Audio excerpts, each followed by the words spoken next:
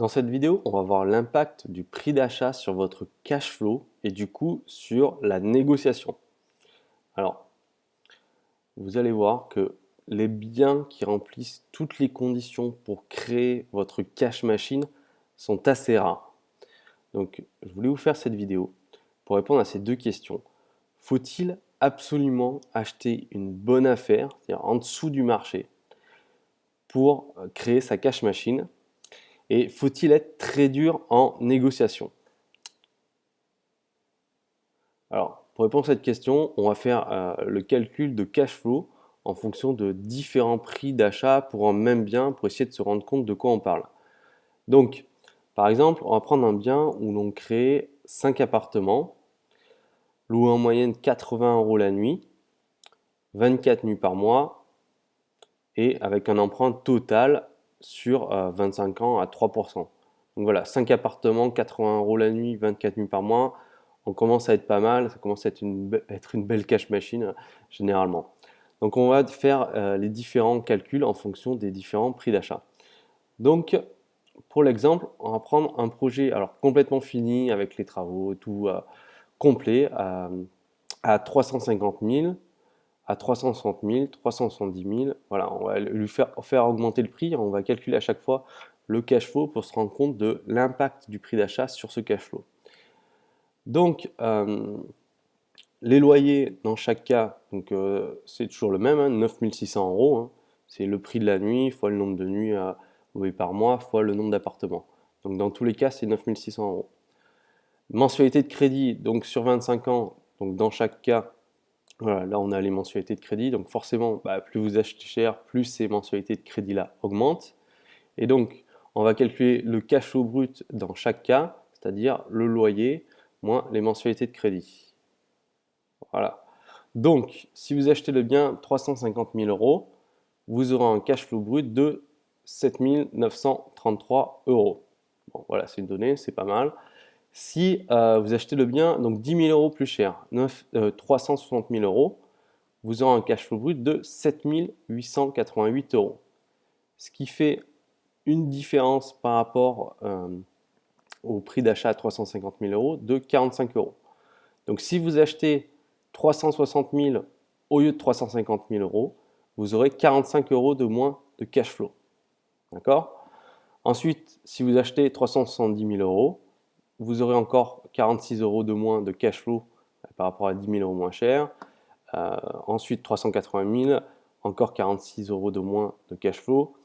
Et ainsi de suite, voilà, jusqu'à 400 000. À chaque fois, on perd 45-46 € de cash flow. Donc on voit tous les 10 000, on perd 45-46 € de cash flow. Donc ce qui est quand même assez faible. Et si on fait le calcul jusqu'au bout, hein, si on regarde la différence de cash flow entre un prix d'achat à 400 000 et un prix d'achat à 350 000, donc c'est-à-dire une différence de prix d'achat de 50 000 €, hein, ça commence à être une somme, 50 000 €, on voit qu'il y a un impact sur le cash flow d'uniquement de 228 €. Donc, ce qu'il faut mettre en regard, si vous voulez, c'est 228 € par rapport aux 7 700 €. Voilà. 228 €, ça représente quasiment rien, alors que le prix d'achat a été augmenté de 50 000 €. Donc, ce qu'on conclut de ce calcul-là, c'est que le prix d'achat a peu d'impact sur votre cash flow. Alors, c'est un cas particulier hein, dans l'investissement immobilier, c'est parce qu'en fait, vous créez une cash machine et là, c'est vous qui allez créer mais énormément de valeur. C'est pour ça qu'il y a peu d'impact. Dans l'immobilier classique, il faut absolument que vous arriviez à acheter en dessous du marché.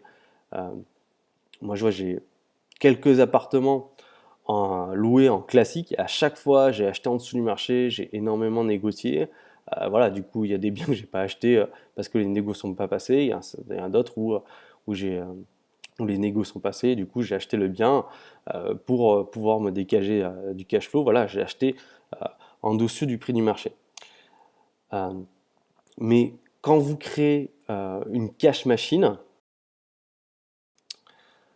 donc